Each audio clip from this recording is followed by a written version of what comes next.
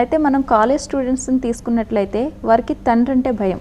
కొంచెం తండ్రితో ఎక్కువ మాట్లాడితే కాలేజ్లో ఎలా చదువుతున్నా, మార్క్స్ ఎలా వస్తున్నాయి, ఫ్రెండ్స్ గురించి వాళ్ళ గురించి అడుగుతారు, ఎందుకు వచ్చిందని చెప్పి దూరంగానే ఉంటూ ఉంటారు చాలామంది.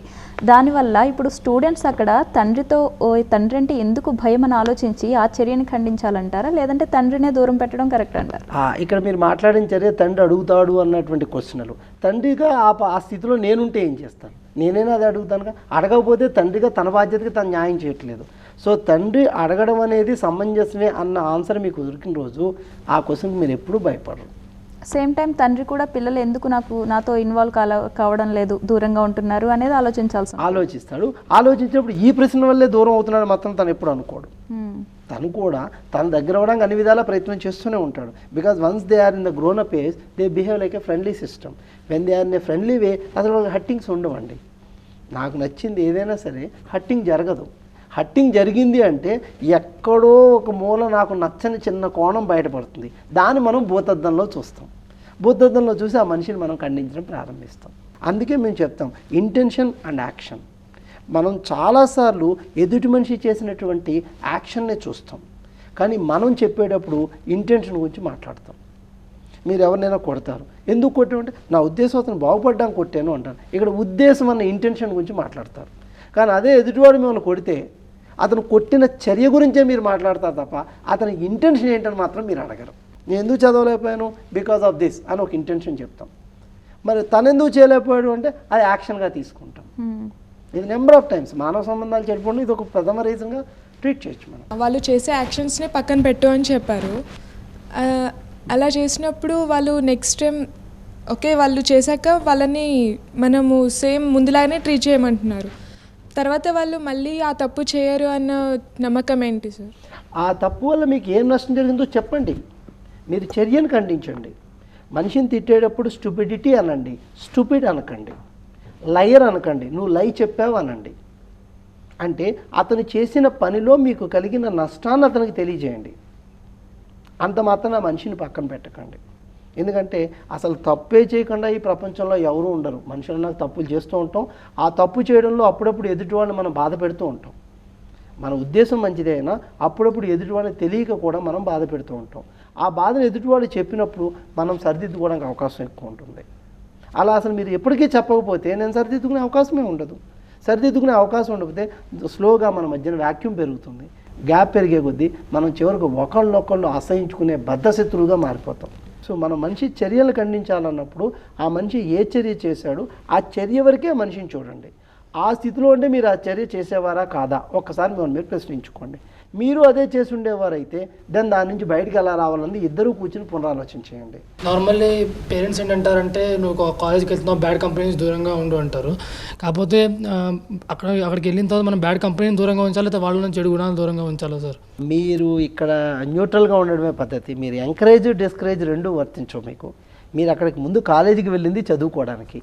మీ దృష్టి లెక్చరర్స్ మీద ఉంటుంది, చదువు మీద ఉంటుంది. ఇంకా మీకు వీళ్ళతో గడిపే సమయమే చాలా తక్కువ ఉంటుంది. ఒకవేళ మీ చదువులో భాగంగా వాళ్ళని మీరు కలవలసి వస్తే, వాళ్ళ సహాయ సహకారాలు తీసుకోవాల్సి వస్తే అంతవరకే మీరు తీసుకుంటారు తప్ప వారి యొక్క లక్షణాలు కానీ వారి అలవాట్లు కానీ వారి గురించి కానీ మీకు అనవసరం. ఎప్పుడైతే అవి మీ ప్రభావం చూపించలేవో మీకు అవి దగ్గరికి రావు. Good morning sir, I'm Soujanya from JNIT. నా డౌట్ ఏంటంటే 20 years పెంచిన పేరెంట్స్ ప్రేమ ఈక్వల్ టు 3 yearsలో ఇఫ్ సపోజ్ మన బెటర్ని సెలెక్ట్ చేసుకున్నాం అనుకో లవ్ మ్యారేజ్ విషయంలో, మనం ఎంత నమ్మకం ఉంటే మనం అట్లా ఫిక్స్ చేసుకుంటున్నాం. మనం అలా ఫీలింగ్ వస్తేనే కదా ఈ 3 years love is equal to 20 years love అని మనకు అనిపిస్తేనే కదా మనం అలా ఓకే చేస్తున్నాం. మీరు అడిగింది ఏంటంటే తల్లిదండ్రులు తోడ్పాటు చేయకపోయినట్లయితే లవ్ మ్యారేజ్ చేసుకోవడం అనేది నా సరైన చర్య కదా అని మీరు సమర్థించుకుంటున్నారు. రైట్. ఇక్కడ నేను ఒక విషయం అడుగుతానమ్మా. మీకు ఒక అబ్బాయి నచ్చారు, మీరు చేసుకోవాలనుకుంటున్నారు. తల్లిదండ్రులు ఏమంటారు? ఫస్ట్ కొద్ది రోజులు ఆగమ్మా, చదువుకున్నాక నేను చేస్తానంటారు కదా. మరి ఇంకొక 2 సంవత్సరాలు ఆగితే ప్రేమ ఏదైనా మారిపోతుందా? ప్రేమ పెరుగుతుందా? ఒక 2 సంవత్సరాలు ఆగిన తర్వాత కూడా అదే మనిషి మీరు చేసుకోవచ్చు కదా. అంత పారిపోయి ఇప్పుడే చేసుకోవాల్సిన నెసెసిటీ ఏంటి? అంటే మీకు అతను మీకు దక్కడని అనుమానమా? లేదు, వెయిట్ చేయొచ్చు కదా. 3 సంవత్సరాలు అయిపోయారుదా, ఇంకొంచెం ఉంటుంది కదా. తల్లిదండ్రులు ఎందుకు చెప్పారండి? తల్లిదండ్రులు అడగండి. ఒక 5 సంవత్సరాలు ఆగమన్నారంటే మీ చదువు పూర్తి అవ్వాలి. ఫస్ట్ మీ జీవితంలో ఏం సాధించాలనుకుంటున్నారు? ప్రేమించడానికే మీరు కాలేజీకి వెళ్ళట్లేదు, మీకు జీవిత లక్ష్యం ఒకటి ఉంది. ఆ లక్ష్యాన్ని సాధించడం గురించి మీరు కాలేజీకి వెళ్ళినప్పుడు ఆ లక్ష్యం సాధించిన తర్వాత అనేక మంది మీ వెనకబడతారు. మీరు ఈ 3 సంవత్సరాల్లో ఒక నిర్ణయం తీసుకుని అదే అంతం అనుకుని ముగించుకొని అప్పుడే సంసార జీవితంలోకి ఎంటర్ అయిపోవాలా? లేకపోతే మీరు కావాలనుకున్నది సాధించిన తర్వాత సగర్వంగా అమ్మా నాన్నకి ఇది కావాలి అని చెబితే అమ్మా నాన్న అది ఆనందంగా అందిస్తారు కదా, అప్పుడు మీరు అదే పొందొచ్చు కదా. Let's go. ఇప్పుడు 2011లో మనం ఉన్నాం. 2016లో మీరు ఏ కారు తొక్కాలనుకుంటున్నారో ఇప్పుడు మొత్తం డబ్బులు కట్టేస్తారా? ఇప్పుడే బుక్ చేసి కూర్చుంటారా? 2016లో ఏ కారు వస్తుందో, ఏ మోడల్ వస్తుందో, రోడ్డు మీద ఏ విధంగా తిరగాలో అప్పుడు కొనుక్కుందాం. ముందు ఇప్పుడు ప్రస్తుతం చదువుకుందాం. చదువు పూర్తి అయిపోయిన తర్వాత మీ చదువులో మీరు అభ్యున్నతి సాధించేసి మీకు కావాల్సిన జీవిత లక్ష్యాన్ని మీరు పొందిన తర్వాత డెఫినెట్లీ అమ్మ నా లక్ష్యాన్ని నేను సాధించాను, ఇప్పుడు నేను ఇది తీసుకోవాలనుకుంటున్నాను అని పూర్తి విజ్ఞానంతో విశ్లేషించి మీ అమ్మ నాన్నకి ఎక్స్ప్లెయిన్ చేయండి. వాళ్ళే అంగీకరిస్తారు. చాలామంది ఏం చేస్తారంటే ఇప్పుడు నేను ఈ అబ్బాయిని పెళ్లి చేసుకోకపోతే రేపు నాకు దొరకడేమో, లేదా ఈ అమ్మాయి నాకు దొరకకపోతే పెళ్లి చేసుకోకపోతే రేపు దొరకదేమో అని ఇప్పటికిప్పుడు పెళ్లి చేసుకుంటారు. అంతే కదా ఎదిరించి లవ్ మ్యారేజ్ చేసుకోవడం అంటే. If they are both are lovers they can stay any time. మంచి జాబ్ చేస్తూ సెటిల్ అయినా కానీ ఒప్పుకోవట్లేదు. ఎందుకు ఒప్పుకోవట్లేదు?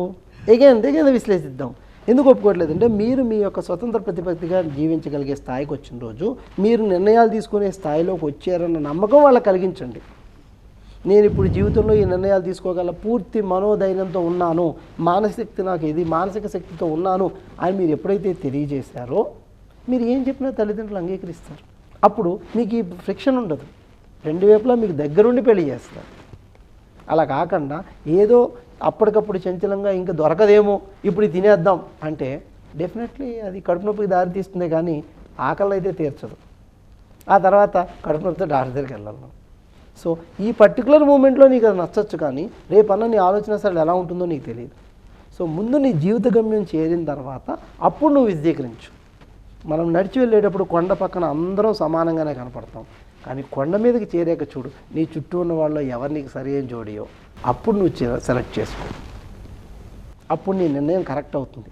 ఎందుకంటే నువ్వు కొండ మీద ఉన్నావు, నీ చుట్టూ ప్రపంచం నీకు కనపడుతోంది, సరియైన మనిషిని సెలెక్ట్ చేసుకునేటువంటి స్థాయికి నువ్వు చేరుకున్నావు కనుక. అలా కాకుండా ఇవాళ నీ పక్కన ఉన్నవాడిని నువ్వు సెలెక్ట్ చేసుకుంటే ఏమో కొండకు అటుపక్క నీకంటే మంచి సరైన మనిషి ఇంకొక అతను ఉండొచ్చేమో. అది తల్లిదండ్రుల ఆలోచన. అది కాదు నేను చేరుకున్నాను, ఇప్పుడు నేను నిర్ణయం తీసుకుంటున్నాను, నాకు ఈ జోడీ సరి అయింది అని నువ్వు తెలియజేయి. అంతవరకు ఆగండి. 20 సంవత్సరాలు అమ్మ నాన్న దగ్గర ఆగిన వాళ్ళు ఇంకొక 3 సంవత్సరాలు ఇంకో 2 ఏళ్ళు ఆగితే నష్టం ఏంటి? 5 ఏళ్ళే కదా. రేషియో క్యాల్కులేట్ చేస్తే 20 ఎక్కడ 3 ఎక్కడ